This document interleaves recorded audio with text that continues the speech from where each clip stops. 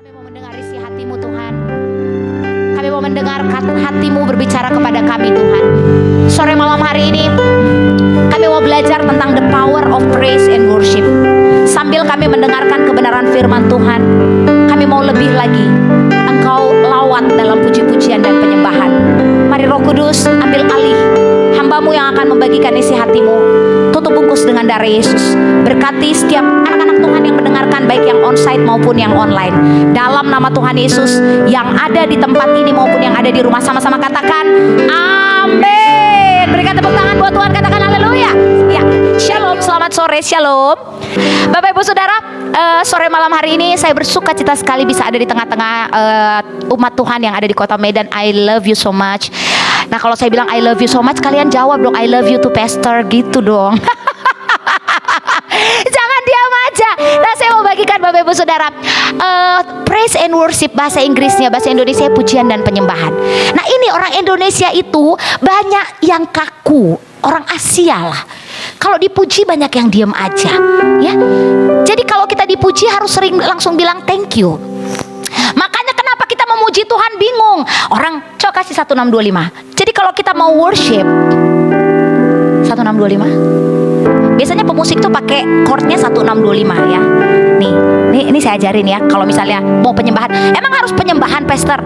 Penyembahan itu nggak dibuat sama gereja GBI atau Betani atau gereja-gereja karismatik. No, penyembahan itu dari Mazmur 1 sampai Mazmur 150. Bapak Weliar Kauntu, Bapak Sidney Muhede, Ibu Sari Sumorangkir itu buat lagu busu hati, bukan dia yang ciptain. Kalau aja mereka bisa menciptakan lagu dari keramas, saya mau beli samponya ya. Jadi sampo mana lah yang dipakai sama Sidney Muhede sampai dia bisa ciptakan Yesus, padamu ku berseru. Waktu dia mandi loh lagu ini, Kaulah penyelamatku. Apalagi lagunya Sidney Muhede yang Hosena kasih di F. Itu mendunia loh. Dia nyanyi sama Chris Tomlin di Amerika ya. F.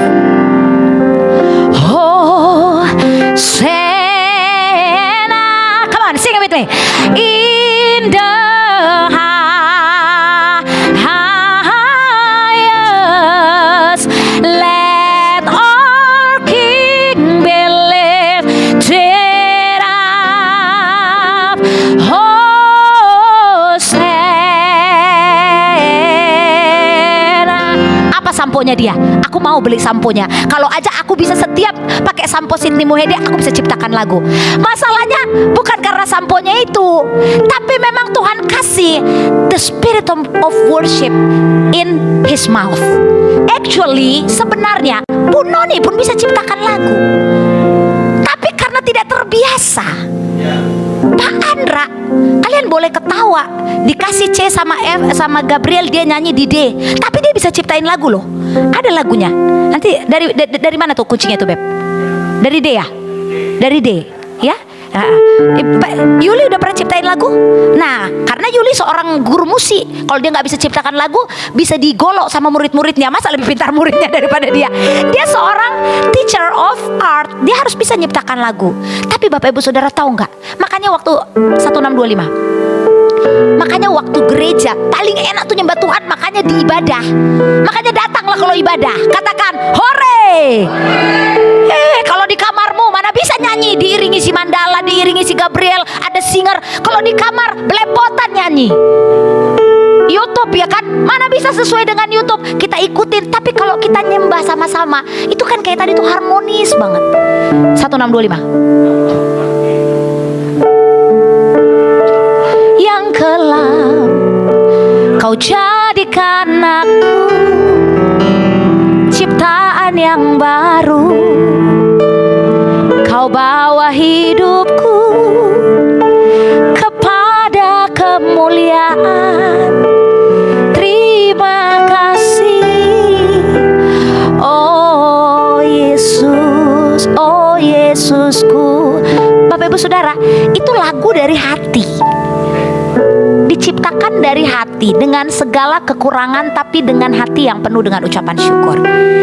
Malam ini saya mau bagikan tentang the power of praise and worship. Harus belajar untuk nyembah. Teta pagi-pagi harus bilang ke mama, mama adalah wanita yang paling cantik di dunia. Iya. Tiap pagi harus ngomong ngomong gitu sama mama. Nah, pasti kan gak tiap pagi, ya kan?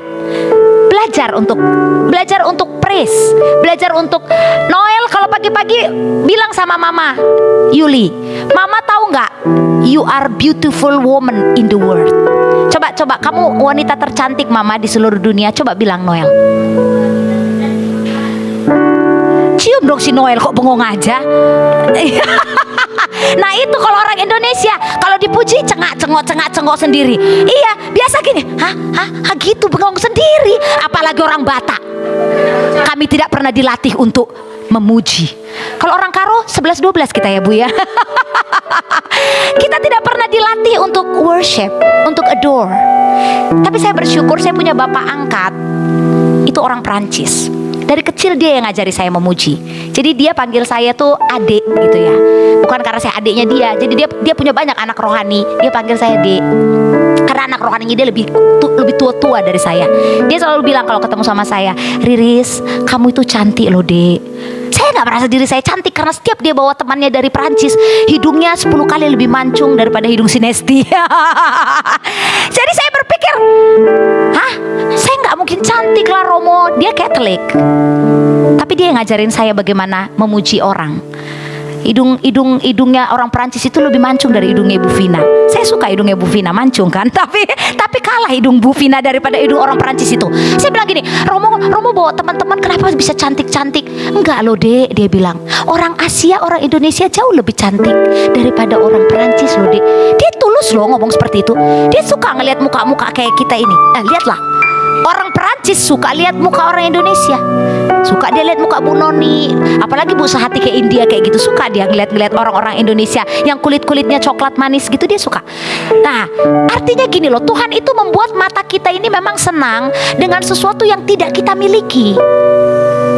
Nah makanya tadi Ibu Diana, gak apa-apa ya Bu ya, jadi kesaksian ya Bu ya. Ibu Diana udah punya hitam manis ya. Suaminya hitam manis kan. Kalau itu tahu si Teta lagunya hitam buah manggis katanya. Tapi kalau lagu Yesus Padamu bersurat pakai lirik. Kalau hitam buah manggis hafal dia Bu ya, karena itu lagu favoritnya Teta.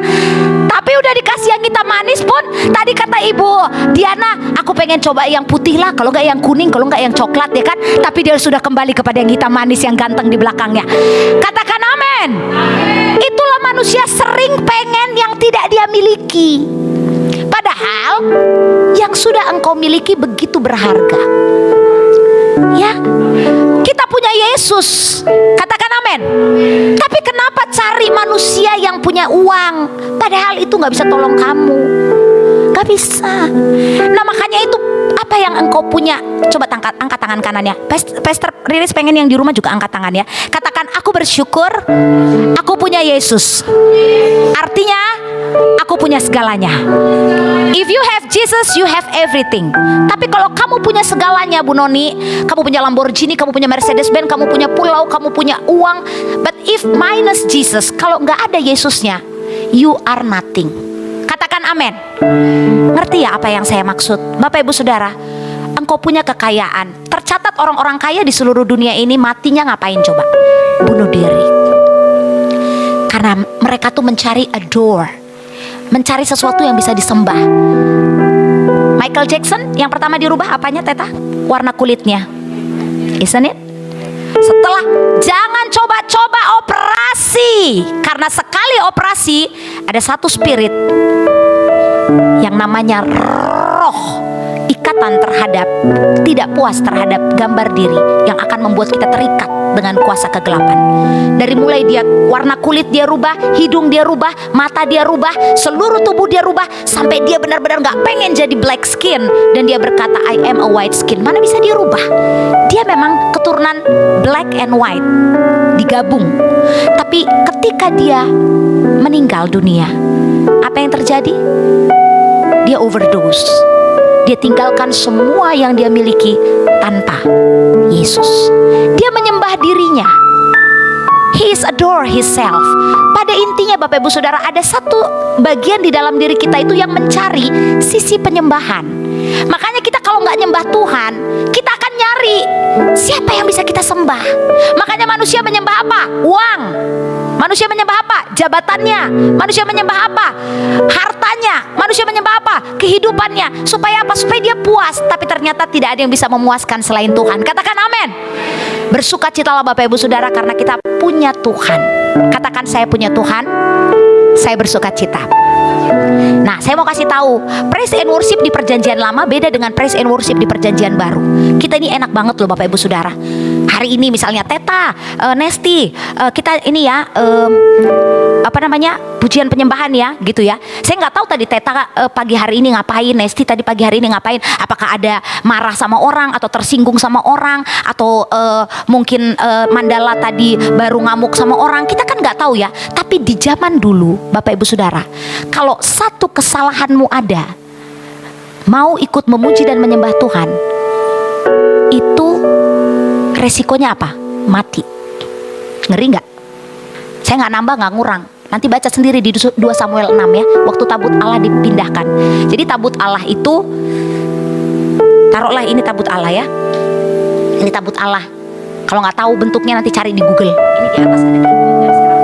Ini berat. Saya waktu ke Yerusalem tanya sama tour guide-nya di sana, Brother Salim, saya bilang, di mana itu tabut Allah? Saya mau lihat. I never know. Kami nggak tahu. Belum ditemukan di mana tabut ini berada.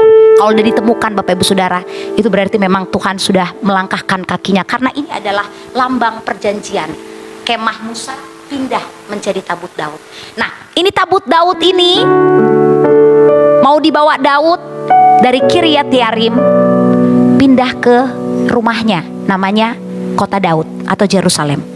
Nah, waktu dibawa, ada bahasa Bataknya pajolo-jolohon katanya ya. Ada yang pintar-pintaran, ini dibawa sama yang namanya Abinadab. Karena dia memang orang yang setengah-setengah dalam Tuhan, dibawanya asal-asalan. Dibawanya pakai kereta, tapi Tuhan gak mau orang ini, karena gak mempersiapkan dengan baik. Dan apa yang terjadi? 2 anaknya, apa yang terjadi? Mati di tempat. Kalau orang orang zaman sekarang bilang itu pasti heart attack, Bu Diana, serangan jantung. Ya, kalau ada orang mati di tempat, 100% itu serangan jantung. Nah, Bapak Ibu Saudara, nggak tahu kenapa bisa serangan jantung, padahal mereka masih muda-muda loh. Padahal mereka kelihatannya membawanya pakai jubah, tapi Tuhan tahu hatinya. 2 Samuel 6, nanti baca sendiri di rumah, saya nggak punya waktu yang banyak. Daud ketakutan, dia bilang, udah, stop, jangan dulu dibawa ke rumah saya, nanti saya mati.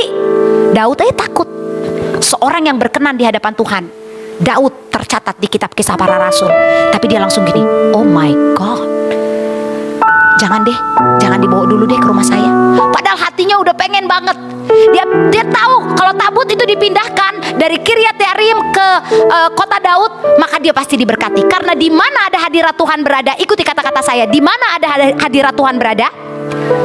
No, ngomongnya masih cengak-cengok. Di mana hadirat Tuhan berada, ada berkat Tuhan di sana. Di mana ada pujian penyembahan, di mana ada engkau memuliakan Tuhan, ada berkat Tuhan di sana. Katakan amin. Nah, Daud udah nggak sabar gitu ya, karena dia ini senang sekali menyembah. Makanya Bapak Ibu Saudara, daripada bengong, selesai worship from home, selesai online jualan Ibu Vina, jualan di toko Ibu Noni, 2 pasal atau 3 pasal baca Mazmur, biar belajar untuk nyembah Tuhan. Mazmur 1 sampai Mazmur 3, Mazmur 5 sampai Mazmur 7, pokoknya 1 hari 3 pasal. Nah, Bapak Ibu Saudara, saya lanjutkan lagi. Waktu Daud takut, dia bilang, biarin deh, tahan dulu di rumah Obed Edom, mengkol kiri dikit. Takut mati. Orang sehebat Daud takut. Tabut Tuhan itu membuat dia mati. Dia belum tahu caranya, ilmu kanuragannya belum kuat. Bapak Ibu Saudara, belajar ya seperti Daud. Coba kalau Daud asal sorong, ini bahasa Pastor Iris, bahasa saya asal sorong itu asal nyosor. Daud tidak akan pernah tercatat menjadi orang yang berkenan di hati Tuhan. Daud mundur. Nanti dulu deh. Prajurit, siap komandan. Stop. raja loh. Sebenarnya malu dia. Orang udah disiapin kok mau bawa ini ke kota Daud. Loh, pasti kan prajuritnya, apalagi ada Boru Panjaitan sama Boru Simanjuntak udah berkepo lah di belakang gitu ya kan. Ada lagi Beru Sembiring ya, Ibu Vina Sembiring di Yerusalem waktu itu ngangkat tabut Daud. Kayak mananya raja itu? Katanya kita tadi mau bawa itu ke sana, kenapa nggak jadi dibawa? Memang raja itu kurang persiapan dia kayaknya. Pasti banyak gosip, tapi dia nggak peduli. Daud bilang, pulang. Gue belum berani bawa, belum sanggup ilmu kanuragannya. Bapak Ibu Saudara, kalau Bapak Ibu Saudara merasa, shalom sayang, silakan masuk, merasa memang belum belajar untuk menyembah Tuhan lebih lagi. Saya belajar loh. Nanti saya mau kasih tipsnya ya. Saya melayani Tuhan bersama dengan suami saya, menggembalakan sudah hampir 12 tahun. Tapi saya mengikuti Tuhan, saya menjadi pelayan Tuhan tuh dari usia kelas 5 SD. Dari sebesar anak saya udah nyanyi, saya udah melayani Tuhan. Artinya hampir sekitar 38 tahun saya sudah melayani Tuhan, menyembah. Tapi saya baru tahu tipsnya, nanti saya mau bagiin. Bapak Ibu tahu gak, waktu Daud mundur, dia belajar lagi sama Tuhan. Ini gimana nih Tuhan? Nyembah Tuhan itu harus ada strateginya loh, ada ilmunya. Nah waktu dia mundur, dia gak diem aja, dia kepoin terus itu Obed-Edom tiap hari. Jadi tabut itu ditaruh di rumah Obed-Edom. Saya percaya dia kirim orang tiap hari. Si Obed-Edom juga bingung. Aduh Tuhan, matilah aku nanti sama keluargaku, jangan ambil nyawaku Tuhan. Takut. Kenapa? Karena tidak ada satu orang pun yang tidak berbuat dosa. Ngeri loh zaman perjanjian lama. Ini saya belum masuk ke perjanjian baru ya. Nanti perjanjian baru 5 menit lagi. Perjanjian lama itu memang mengerikan. Ini hidup di bawah hukum Taurat, belum hidup di bawah kasih karunia, itu memang mengerikan Bapak Ibu Saudara. Makanya bersyukur kita ini hidup di generasi kasih karunia, di mana ada Yesus, di mana ada juru selamat, di mana kita tinggal angkat tangan, punya masalah tinggal Yesus padamu ku berseru. Padahal belum ganti baju, padahal belum sikat gigi, padahal belum ngapa-ngapain, padahal tadi baru marah sama suami. Tapi kita bersyukur karena ada Yesus. Katakan amin. Dulu belum ada Yesus, Daud gak bisa sembarangan. Dia kirim tiap hari orang ke rumah Obed-Edom. Si Obed-Edom juga sama bodohnya.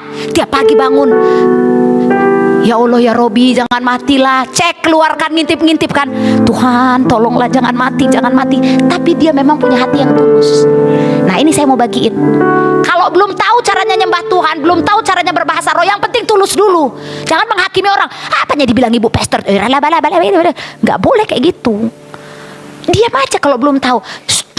Diam. Belum ngerti, diam. Nanti aku mau belajar lah. Kok bisa sih dia langsung inaralama shikinaralama. Terus hadirat Tuhan, cuman dibikin dia itu kayak begitu. Aku pun dulu kayak begitu, nggak ngerti. Terus gimana?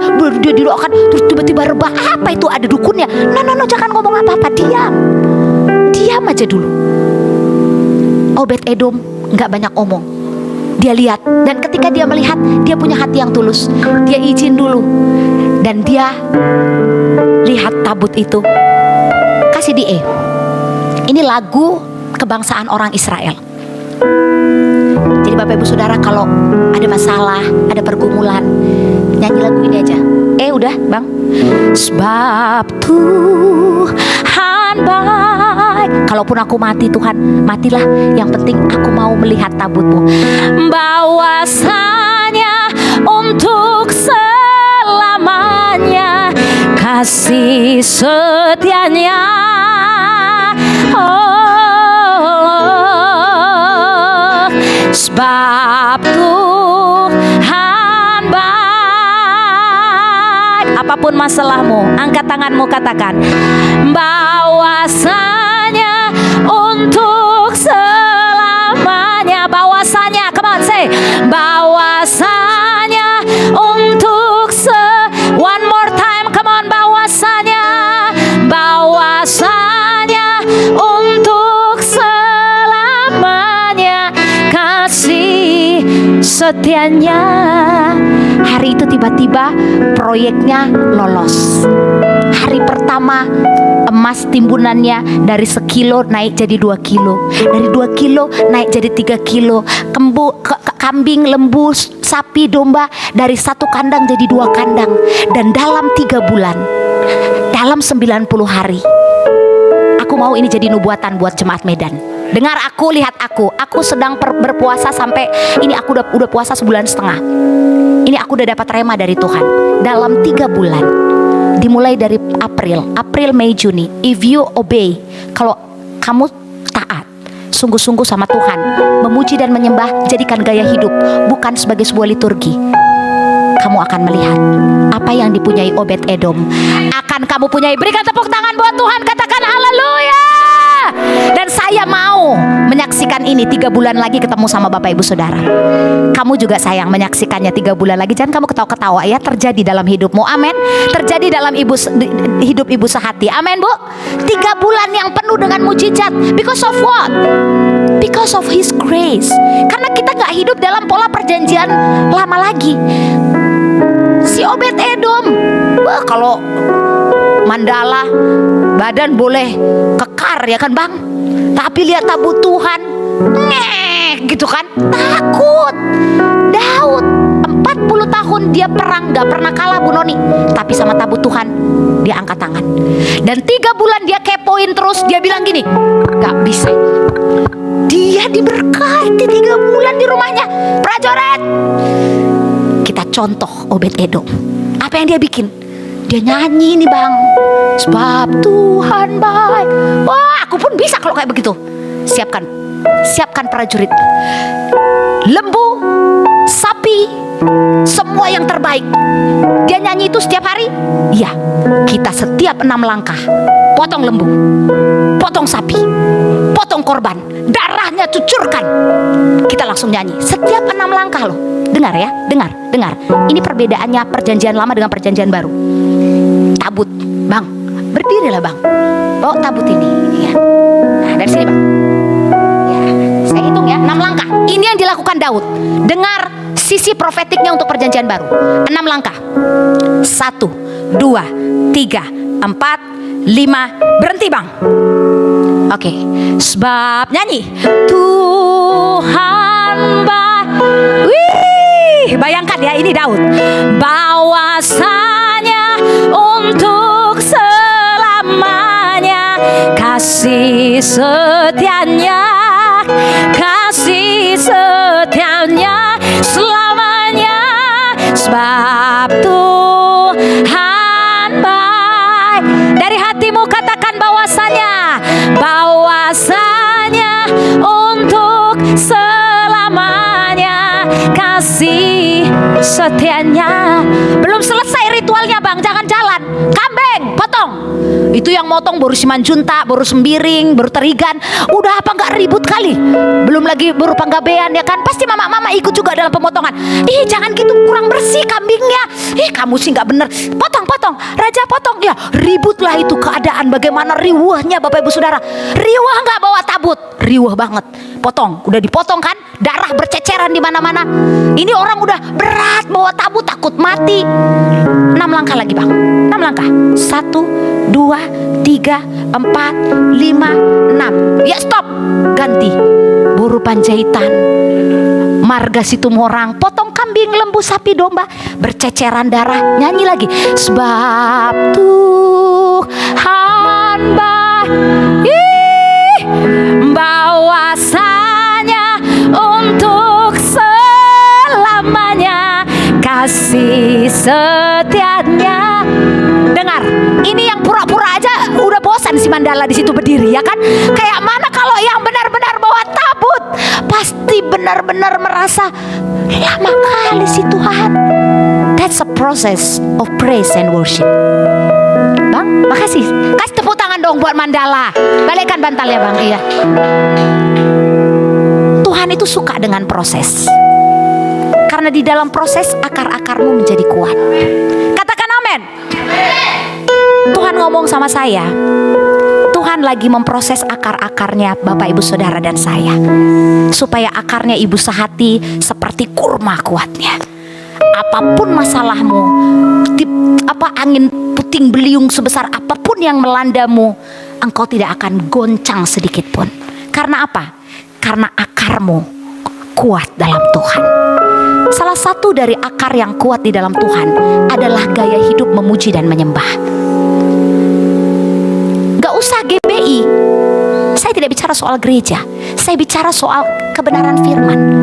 Nah, ketika 6 langkah itu artinya apa, Pastor? Jadi setiap 6 langkah, in every step you make, in every step you go, kemanapun kamu pergi, mau live jualan, mau bawa mobil pergi ngantar anak sekolah, mau masak, mau berikan yang terbaik buat keluargamu, mau nelpon customermu, mau ketemu dengan siapapun, angkat tanganmu, sebab Tuhan. Aduh, aku kalau dengar lagu ini aku mau nangis. Bahwasanya untuk selamanya kasih setianya. Kau gak perlu potong lembu lagi, Bu Noni. Bu Sahati gak perlu potong ayam, darahnya merder-der kemana-mana, kotor, gak usah. Karena Yesus sudah mati bagimu. Katakan amin. Berikan tepuk tangan buat Tuhan Yesus, katakan haleluya. Because His blood in Calvary 2000 tahun yang lalu, 2000 years ago, udah done, selesai. Jadi gak usah lagi kalau gak punya duit buat potong ayam, potong kambing, potong lembu, gak apa-apa. Karena penyembahan bukan bicara soal persembahan uang. Dengar saya ini penting. Ini penting, jangan dibolak-balik. Penyembahan bukan bicara soal persembahan uangmu, tapi penyembahan bicara soal gaya hidupmu yang meresponi cinta Tuhan. Katakan amin. Jadi kemana-mana, in everywhere you go, kemanapun kamu pergi sayang, sebab Tuhan baik. Ini aja, nyanyi aja lagu ini aja, gak usah lagu-lagu yang lain. Karena susah kita ngapalkan banyak lagu pun bingung. Udah lagu ini aja. Ini memang lagu kebangsaan orang Israel, untuk mereka melayani Tuhan ketika mereka mengangkat tabut perjanjian itu. Dalam Mazmur 22 ayat yang keempat, tolong dibuka. Mazmur 22 ayat yang keempat. Daud ada di dalam kesesakan waktu dia menuliskan Mazmur ini. Bisa bang? Mazmur 22 ayat yang keempat. Ini Daud lagi berperang dengan dilema di dalam hatinya. Dia lagi punya masalah berat. Saya tahu Bapak Ibu Saudara punya masalah. Yang gak punya masalah siapa? Yang belum dilahirkan dari sorga sana. Ya, Mandala ya. Mandala aja kelihatan punya masalah. Matanya gini, iya Pastor. Setelah ini doakan aku ya Pastor. It's okay. Semua kita punya masalah. Tapi intinya, dalam masalah itu ada proses yang menguatkan akar-akarmu. Ada sesuatu yang membuat engkau menjadi naik dan tidak akan pernah turun. Katakan amin. Mazmur 22 ayat 4, baca sama-sama. 1, 2, 3. Padahal engkaulah yang kudus, yang bersemayam di atas puji-pujian orang Israel. Nah, dia ada di atas puji-pujian orang Israel. Kita adalah Israel rohani. Katakan, saya Israel rohani. Ya, dengar baik. Di zaman perjanjian lama, hadirat Tuhan itu harus ditarik. Tidak semua orang punya roh Tuhan. Saul pernah jadi raja, tapi dia mengkhianati Tuhan, dan roh Allah berlalu dari dia. Jadi di zaman perjanjian lama, di zaman hukum Taurat, di zaman yang belum ada Yesus, tidak semua ada roh Allah dipilih. Ini misalnya zaman perjanjian lama ya, roh Allah cuma ada di Mandala, cuman ada di Ibu Sahati, cuman ada di Bu Noni. Ya kita yang gak ada, kita gak bisa komplain. Terutama orang-orang besar, Tuhan kasih rohnya. Tapi kalau yang gak ada, kita mau ngapain? Ya kita titip doa sama yang ada roh Allah, dan kita tidak bisa komplain Pak. Tapi bersyukurlah kita ada di zaman perjanjian baru. Katakan amin. Katakan haleluya. Di zaman perjanjian baru, kita tidak lagi harus takut roh Allah itu pergi dari kita. Karena engkau sudah terima Yesus, Bu Noni. Albert yang kecil ini, anakmu ini udah terima Yesus sebagai Tuhan dan Juru Selamat. Di dalam diri Albert, di dalam diri kita itu ada roh Allah. Katakan amin. Jadi jangan Ibu Noni anggap enteng anak kalau bicara tentang kebenaran firman. Sometimes anak kita mengingatkan kita bagaimana kita harus dekat sama Tuhan. Darlene tuh banyak sekali ingatin papinya dan maminya bagaimana kita harus dekat sama Tuhan. Kadang-kadang gini kita ya Bu ya, sama anak kecil kita bilang kan, diamlah kau, kan mami lebih pintar daripada kamu. Padahal Bapak Ibu Saudara, anak kita itu mengingatkan kita tentang bagaimana kita harus mendengar suara Tuhan. Yang mengerti katakan amin. Bapak Ibu Saudara, kita buka satu kebenaran firman Tuhan lagi di dalam Kolose 1 ayat 27. Ini perbedaannya. Kolose 1 ayat 27. Ada Pak? Jadi kalau di zaman perjanjian lama, hadirat Tuhan itu harus ditarik. Karena Tuhan bertahta ketika ada orang yang punya roh Allah. Tetapi kalau di zaman perjanjian baru, dengar, ini benar-benar supranatural, amazing. Sama-sama bilang amazing. Aduh, kayaknya masih belum percaya. Katakan amazing. Kasih di G ya. Amazing grace, how sweet the sound that raised the sound like me. Kita baca dulu ayatnya biar ngerti kenapa dibilang amazing grace. Kita nyanyi setelah ini. 1, 2, 3. Kepada mereka Allah memberitahukan betapa kaya dan mulianya rahasia itu di antara bangsa-bangsa lain, yaitu Kristus ada di tengah-tengah kamu, Kristus yang adalah pengharapan akan kemuliaan. Katakan Christ in me. No, ikutin pastor, katakan Christ in me. Christ in you. The hope of glory. Jadi di dalam diriku ada Kristus, Bu Diana. Di dalam dirimu ada Kristus, Bu Diana. Di dalam diri Bapak ada Kristus. Katakan amin. Katakan amin. Berikan tepuk tangan buat Tuhan. Katakan haleluya. Coba Ibu Saudara dengar, kalau kita tuh di hotel bintang 5, orang yang jadi pelayan tuh bajunya nggak campang-compang. Mana bisa kayak mandala kayak gini, baju kayak gini ya kan? Harus pakai tuxedo. Kalau perempuan rambutnya hitam semuanya, terus pakai di sini harus full makeup cantik kayak Nesti gitu semuanya. Terus di sini ada kain. Dan kalau dia ngomong sama Bu Vina, nggak bisa. Mau beli apa Bu? Nggak bisa kayak gitu, nah nggak laku. Mau beli apa? Oh, orang Karo logatnya kayak gitu nggak bisa kalau di bintang 5 ya. Dia ajarin harus profesional ya kan. Terus dia nunduk sedikit, tunduk pun nggak boleh nunduk. Ya Bu, nggak bisa gitu, harus 35 derajat. Pelan gini ya. Yes ma'am. Nah gitu ya, ada nadanya ya. Yes please ma'am. Bapak Ibu Saudara, makanya berdoa supaya bisa pergi ke bangsa-bangsa dan dilayani seperti itu. Katakan haleluya. Ya. Tapi Bapak Ibu Saudara, saya mau bilang, yang paling indah adalah dalam hadirat Tuhan. Biarpun ke hotel bintang 5, yang paling indah itu dalam hadirat Tuhan. Tapi saya mau katakan gini, kalau pendeta udah sekali berinternasional Benny Hinn itu, waktu dia turun ke mimbar, dia cuma nyanyi dari G ya. Kasih G. Haleluya. Itu kami di London itu lebih dari 500.000 orang di hall itu. Kawan saya semua 50% black skin. Dari ya kulit hitam, dari Afrika, dari London, dari Amerika, dari Italia, pokoknya dari seluruh Eropa dan Amerika. Orang black skin itu lebih ekspresif dari orang Batak ya, dan lebih berani ya. Kalau orang Batak pakainya merah, di bawahnya orange, jarang kulihat. Kalau tapi kalau orang black skin, wah nggak peduli dia. Atas ini orange kayak begini ya, bawahnya hijau, antingnya sebesar belanga besar ya. Yes pastor, yes, nggak ada takutnya. Saya juga lebih takut dari dia jadinya.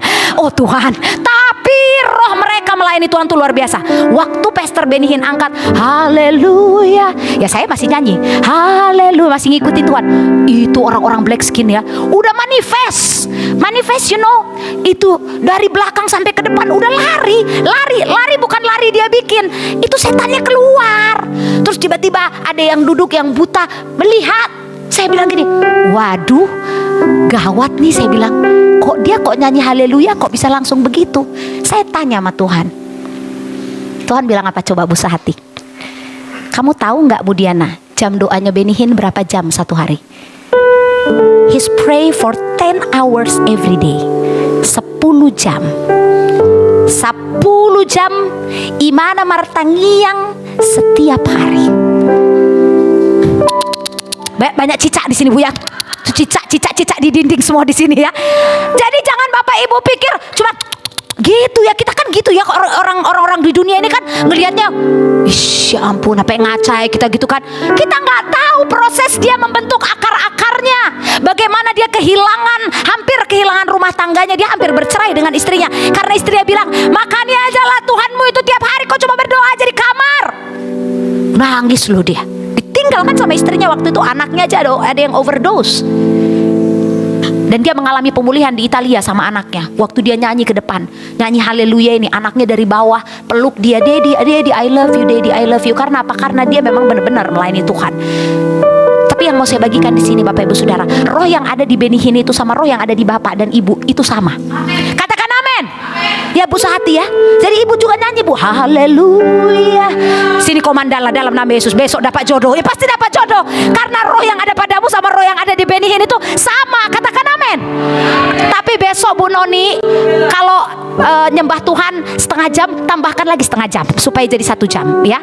Kalau nyembah Tuhan 5 menit, tambahkan lagi sayang jadi 10 menit. Kalau Bu Vina nyembah Tuhan 20 menit, tambahkan lagi jadi 40 menit. Supaya apa? Supaya pengurapanmu lebih bertambah-tambah. Tapi gak usah langsung, aduh aku pengen kayak Pastor Benihin 10 jam. Terus yang ada si Mandala gak keluar-keluar dari kamar, gak mandi, gak ke kamar mandi, gak ngapa-ngapain. Aduh Pastor itu Mandala sekarang 10 jam di kamar, katanya mau cari hadirat Tuhan. Rupanya di kamar dia udah gak makan, gak minum. Rupanya udah tidur aja di kamar, udah kurus. Bukan kayak gitu juga ya. Kalau gak panggilan dari Tuhan gak usah ya. Kalau panggilan dari Tuhan baru lakukan. Saya maksud gini loh, gaya hidup kita di dalam Tuhan tuh jangan dibuat-buat ya, nggak usah munafik. Orang yang ada di perjanjian lama adalah orang-orang Farisi yang kebanyakan munafik. Orang di Yerusalem yang masih pegang hukum Taurat, firman Tuhan katakan, kamu tidak lagi hidup di bawah kutuk hukum Taurat karena Yesus sudah menggenapi hukum Taurat. Jadi kita nggak lagi ada di bawah kutuk hukum Taurat.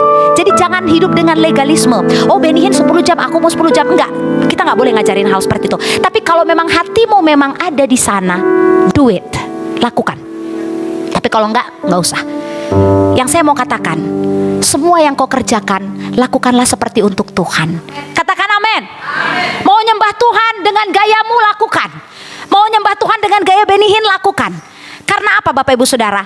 Tuhan yang ada di perjanjian lama kan harus ditarik hadiratnya. Tapi Tuhan yang di perjanjian baru, Yesus yang ada di perjanjian baru, ada di dalam dirimu.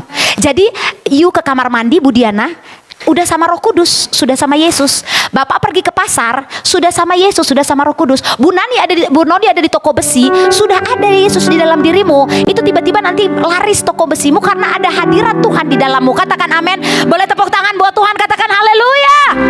Saya kalau pergi ke suatu tempat, saya langsung bilang, dalam 3 menit akan ada orang yang datang ke tempat ini dan tempat ini jadi rame. Karena apa? Karena ada hadirat Tuhan di dalam dirimu. Perhatiin deh. Setiap Bu Diana pergi ke tempat makan bakso, makan mie ayam, atau kamu duduk beli apa, pasti dalam, hitung aja sampai 5. 1, 2, 3, 4, 5 akan ada orang lain. Karena ada hadirat Tuhan. Ada Christ in you. Ada Christ in me. Ada the hope of glory. Jadi kalau orang Kristen katanya miskin, itu bohong. Kamu belum tahu bagaimana mengaktifkan Kristus di dalam kamu. Nah Bapak Ibu Saudara, yang terakhir saya mau katakan, di mana kita harus menyembah Tuhan? Di gunung ini, di gunung itu, di gunung ini, di gunung itu. Nanti baca sendiri di Yohanes 4. Saya nggak punya banyak waktu.